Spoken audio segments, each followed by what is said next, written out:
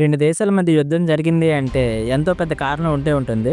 అంటే అన్ని సార్లు ఇలా జరగాలని రూల్ లేదు. కొన్నిసార్లు చిన్న చిన్న కారణాలకి కొట్టుకుంటా ఉంటారు.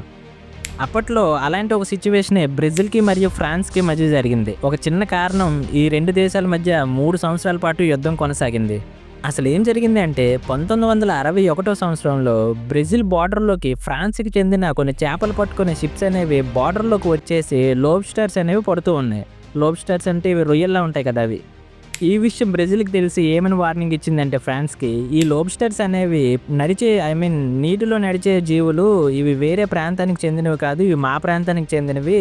అవి నువ్వెలా బోర్డర్‌లోకి వచ్చి పట్టుకుంటావు? ఇంకోసారి ఏవైనా షిప్స్ ఏసుకొని వచ్చి ఇక్కడ చేపలు పడితే చెక్కేస్తామని వార్నింగ్ ఇచ్చిందంట ఫ్రాన్స్‌కి.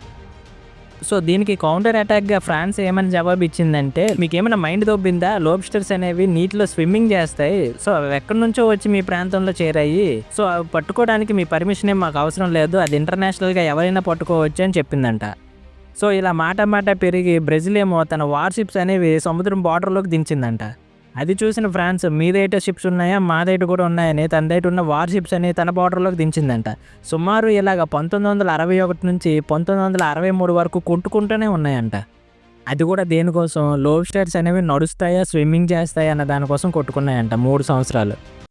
రేట్రా అన్న వీడు నాకంటే వరుసగా ఉన్నాడేంట్రా?